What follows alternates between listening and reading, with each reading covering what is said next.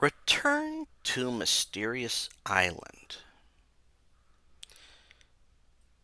Now, this game was released in 2004, and I found it intriguing enough to purchase it off GOG. It's based on the works of Jules Verne. In particular, The Mysterious Island, I believe, is the name of the title.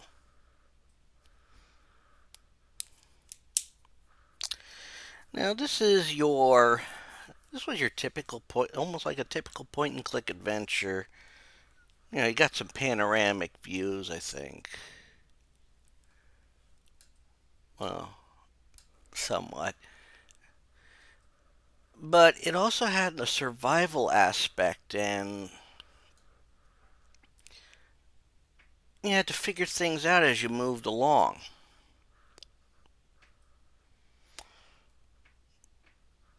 Now, it had a bit of a basic plot, and it's set more or less in the modern age. You are playing Mina,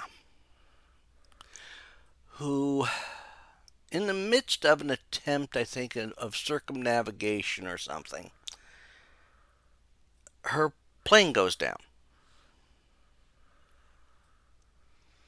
And she ends up washed up on this mysterious island. Now, as typical for something like this, your goal is, of course, one, survive, two, find a way off the island. But even if you're looking at it from the beginning, there's something very odd about this island. You notice something like vertical lines in the sky, like they're marking something, or it's a barrier of some sort. Which, yes, it's a barrier of some sort. But of course, when you wash up on the island, you have limited use of your own phone. It's not even, quote, functional.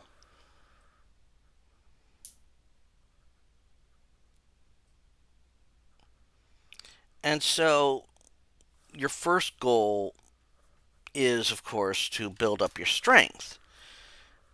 You also start seeing images of a person.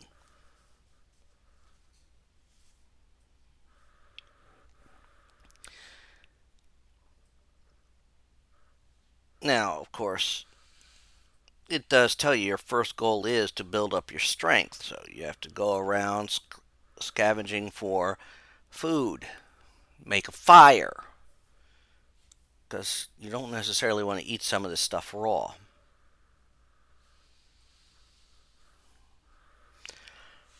And you find stuff along the shore to help you, and this is one of the key aspects of this game, of these games, I should say, since there's two of them. But we'll get to the second one later. You combine things together to make stuff, and sometimes it's a bunch of trial and error to figure out what combines. Of course, once you have enough energy, you can then venture into the mainland part of the island. Get off the beach while noticing some very strange things are part of the woodwork in that. Of course, you find that there is some wildlife on the island. You find a pond of boiling sulfur, or sulfur water.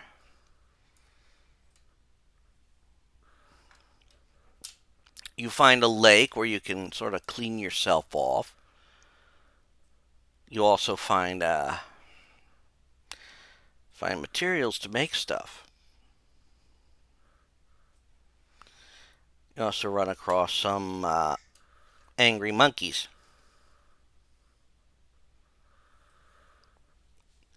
which means you're going to have to figure a way to get past them. because some monkeys are preventing you from doing stuff.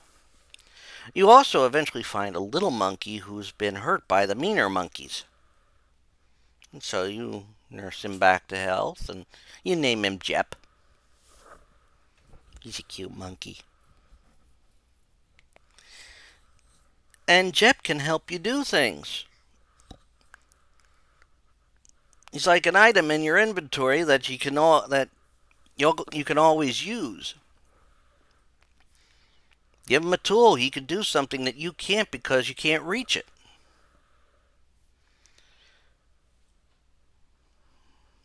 Sometimes you gotta scare these other monkeys away. You could find a way to do that.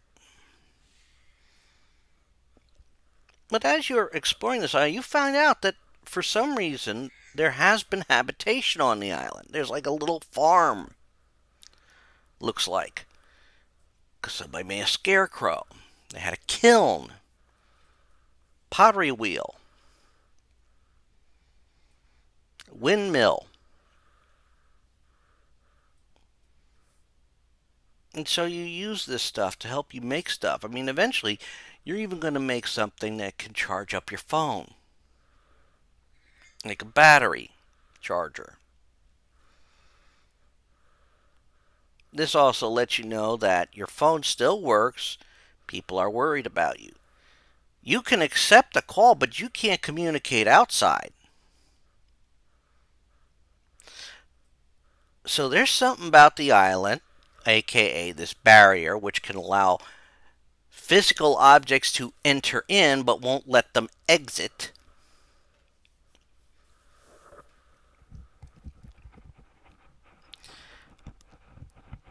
To an extent, sealing this island off from the rest of the world.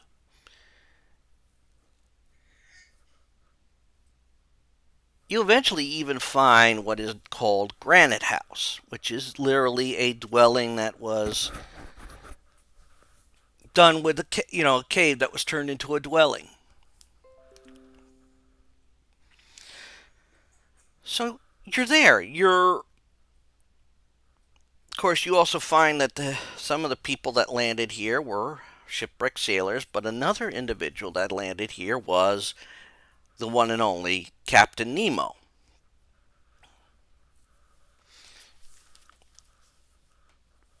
In fact, Captain Nemo was in correspondence with Jules Verne,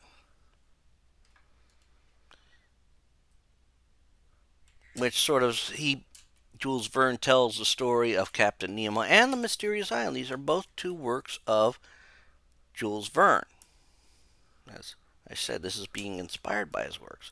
And apparently Captain Nemo retired to the Mysterious Island. And out of respect, Jules Verne makes sure nobody, that it's a fictitious account. I don't know how Mysterious Island the book ends, so I've never read it myself. I am familiar with 20,000 Leagues Under the Sea. It was one of those that when I was in my youth, you'd find adaptations of it in comic. This was some way they got the younger generation to read the classics, to be honest. But of course, Nemo wants to have a proper burial. That's what his spirit is bugging you for. And well, you know, we're going to do that. We're going to give him a proper burial. He deserves it. He came to this island to live in the rest of his life in peace. And he did. However, we have to since we know Nemo's here, we also know the Nautilus is here. So we find the Nautilus. Unfortunately, we also have to deal with a robot problem. Because once we try and get in the Nautilus, a bunch of robot sentries are released. So we're going to have to disable them because most of them aren't going to be nice. Of course, once we get into the captain's cabin, robots are going to be upon the thought process that we are, well, at least the one that's in there is that we are Nemo, because his visual circuits have been fried. I mean, he could see somebody, but he can't necessarily tell who they are. But once you pass through a trial of sorts, solving riddles, picking out items that answer the riddles, and all that, the robot thinks you are definitely Captain Nemo. Which, to be honest, that's a plus for you. In fact, it's the only way that you can turn off the shield that basically protects this island, that isolates this island. And lo and behold, we are able then to finally get off the island. I mean, Mina's finally able to get word out that she is trapped on this island. And so we call for help. And that is actually where the game ends. It is relatively short. I mean, part of it is the solving of. Most of your puzzle solving early on in the game is linked to surviving. And if you combine items that can be combined, you get a notification. I mean, sometimes you combine items, they make a new item.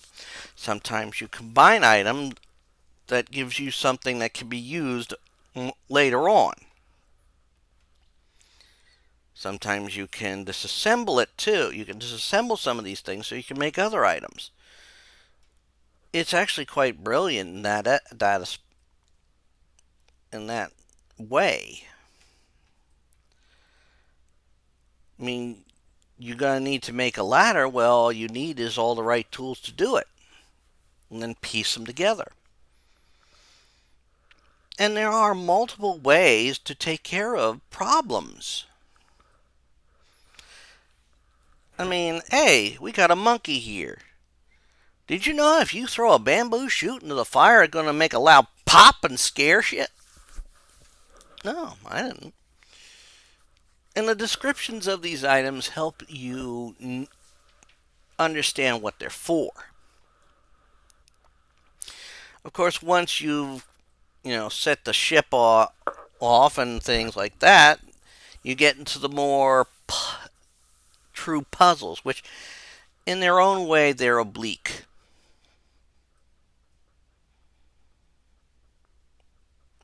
But they are also very sensible. I mean, you have to. Everything is in line with Nautilus and the year, I believe, 1860. So this is all stuff you have to utilize to answer questions or to solve puzzles. And the riddles are also a bit of a thinker. But you can use that, you can solve them. And the game is forgiving if you screw up. You make a mistake, it'll shoot you back to right before you made the mistake or did something wrong, so you can hopefully fix your mistake.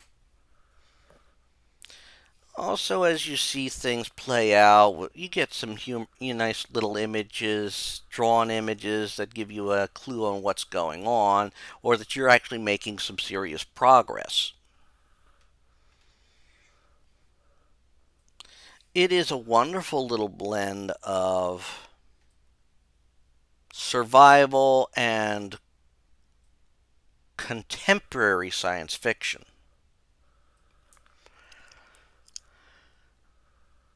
And the fact that there's a second game tells you that there was more to the story. I mean, you end the game basically thinking you're getting off the island.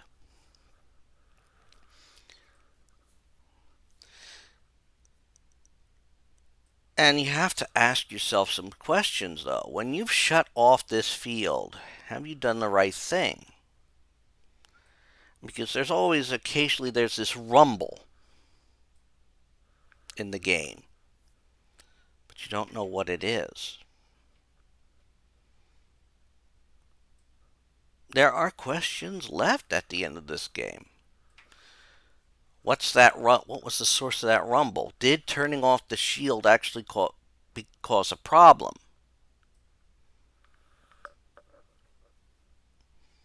I mean, let's face it, as you're playing the game, even Nemo, loves the solitude of this island. So why are you disrupting that solitude? Well, you find out in time. But that's all I've got to say about Return to Mysterious Island. I mean, I can't say much more about it. Not right now. But as I'm playing the second one, you will get to hear more later on. If you listen to this to the end, thank you very much. And until then, take care all and have fun. Bye.